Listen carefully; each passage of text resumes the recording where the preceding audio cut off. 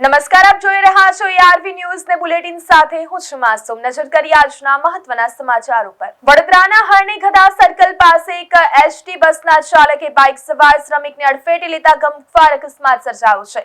અકસ્માત સર્જીને બસ ચાલક ઘટના સ્થળેથી ફરાર થઈ ગયો હતો। આ કમકમાટી ભરી ઘટનામાં ગંભીર ઇજાઓ થવાને કારણે શ્રમિકનું ઘટના સ્થળે જ કરુણ મોત નીપજ્યું હતું। પ્રાથમિક માહિતી અનુસાર મૃતક શ્રમજીવી મૂળ ખંભાતના વતની હતા અને વડોદરામાં એક ખાનગી સાઇટ પર મજૂરી કામ કરતા હતા। હિટ એન્ડ રનની આ ઘટનાને પગલે હરણી પોલીસ તાત્કાલિક ઘટના સ્થળે દોડી ગઈ હતી અને મૃતદેહને પોસ્ટમોર્ટમ અર્થે ખસેડીને અકસ્માત સર્જનાર બસ ચાલક સામે કાયદેસરની વધુ કાર્યવાહી હાથ ધરી છે। સુરતના સણિયા ગામે એક જમીન વિવાદને લઈને ડેપ્યુટી મેયરના પુત્ર અને ગામના સરપંચ જસપાલ વચ્ચે ભારે હોબાળો અને ઉગ્ર બોલાચાલી થતા મામલો બીચક્યો છે।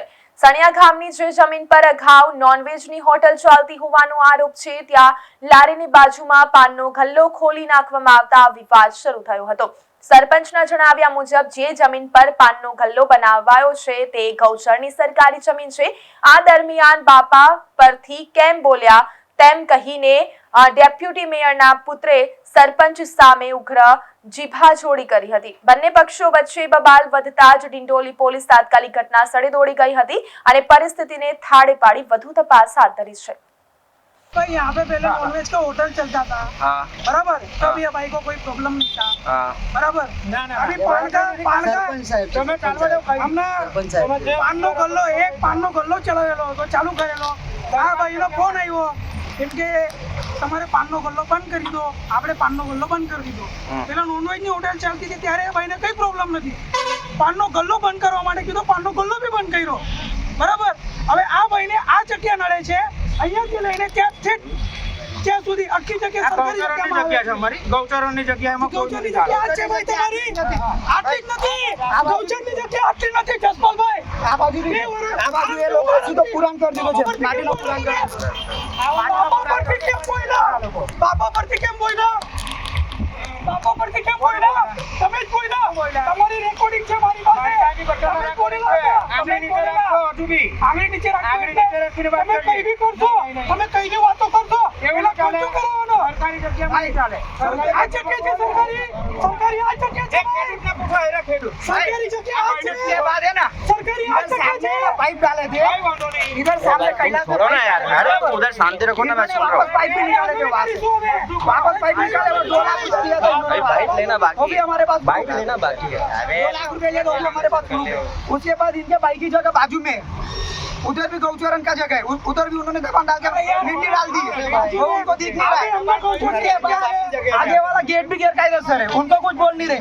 सामने का साइड में मंडप वाले ने गेट बनाया हुआ है। अरे बोलो भाई, पता नहीं बोलो, અહીંયા છે અમે ઊભા છે। પાટણ શહેરમાં અસામાજિક તત્વોના ગેરકાયદેસર બાંધકામો પર તંત્રનું બુલડોઝર ફરી વળ્યું છે। શહેરના બુકડી વિસ્તારમાં માથાભારે તત્વ ઝહીર ઉર્ફે ખોખરા નામના શખ્સે વર્ષ 2018 થી સરકારી જમીન પર ગેરકાયદેસર દબાણ કર્યું હતું। ખૂનની કોશિશ અને લૂંટ જેવા 10 જેટલા ગંભીર ગુનાઓમાં સંડોવાયેલો અને હાલ જ્યુડિશિયલ કસ્ટડીમાં રહેલા આ આરોપીની 5 ગેરકાયદેસર દુકાનો અને રહેણાંક મકાન પર પોલીસે ચુસ્ત બંદોબસ્ત વચ્ચે બુલડોઝર ફેરવી તમામ દબાણો જમીનદોસ્ત કરી દીધા છે।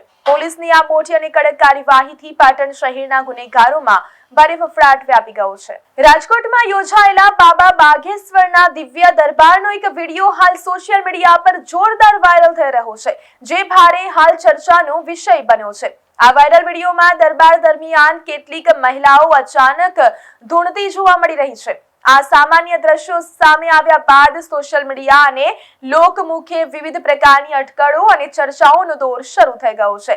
કેટલાક લોકો આની આસ્થા અને દૈવી શક્તિનો પ્રભાવ ગણાવી રહ્યા છે, જ્યારે અન્ય લોકો આ બાબતને લઈને આશ્ચર્ય વ્યક્ત કરી રહ્યા છે। વડોદરાના આકોટા વિસ્તારમાં અમેરિકન નાગરિકોને લોનની લાલચ આપી ઓનલાઈન ઠગાઈ આચરતા ગેરકાયદેસર ઇન્ટરનેશનલ કોલ સેન્ટરનો એલસીબી ઝોન 2 ની ટીમે પર્દાફાશ કર્યો છે। આ રેકેટમાં સામેલ 4 આરોપીઓની ધરપકડ કરી કોલ સેન્ટરને સીલ કરી દેવામાં આવ્યું છે। આરોપીઓ વિદેશી નાગરિકોના ડેબિટ કાર્ડ, સીવીવી અને બેંકની ગુપ્ત વિગતો મેળવીને તેમની પાસેથી $150 થી $200 પડાવી છેતરપિંડી આચરતા હોવાનો ખુલાસો થયો છે. પોલીસે ઘટના સ્થળેથી 7 મોબાઈલ, 8 લેપટોપ અને વાઈફાઈ રાઉટર સહિત કુલ 3.57 લાખનો મુદ્દામાલ જપ્ત કર્યો છે. એલસીબીએ 4 આરોપીઓ સામે ગુનો નોંધી આંતરરાષ્ટ્રીય કનેક્શન અંગે વધુ તપાસ હાથ ધરી છે. પોલીસ સ્ટેશનની અંદર આ ગુનો નોંધવામાં આવેલો છે.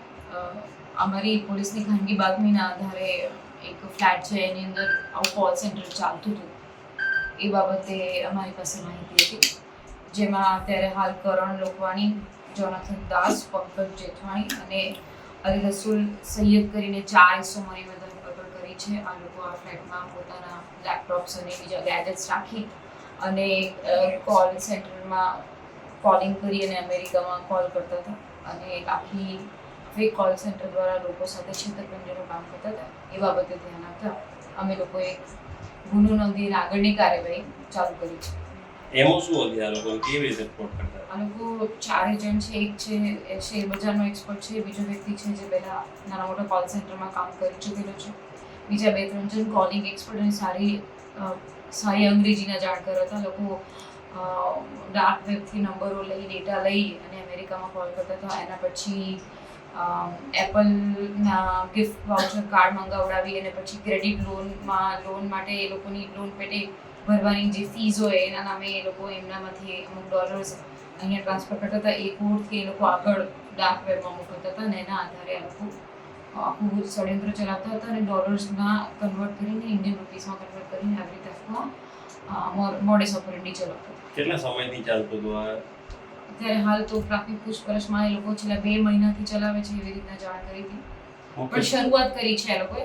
બહુ પહેલાની કોઈ ડિટેલ્સ અત્યારે હાલ મળતી નથી. મુખ્ય સૂત્રધાર કોણ છે? મુખ્ય સૂત્રધાર તરીકે તો કરણ લોકવાણી અને જોનાથન દાસ છે. એ લોકો પાસે આ શેરબજાર અને આગળના કોલ સેન્ટર્સનો અનુભવ છે, એટલે એના આધારે આ લોકોએ બીજા 2 છોકરાઓને પણ અલગ અલગ ટાસ્ક આપી અને ટ્રેન કર્યા હતા. આ લોકો જાણે છે એમના ઘરમાં, એટલે કે આ ફ્લેટમાં કોલ સેન્ટર ચલાવી. કોનું ઘર હતું? એ આગળ તપાસ કરીએ છીએ કે આ ફ્લેટ ભાડે લીધો હતો, ભાડા કરાર પર હતો અને રાત્રે આ લોકો કોલિંગ કરતા હતા અને પછી એ લોકો અલગ અલગ ડેટા લઈ, કોલિંગ ડેટા લેતા હતા, લોકોના ક્રેડિટ કાર્ડના ડેટા લેતા હતા, ટ્રાન્સફર કરતા હતા.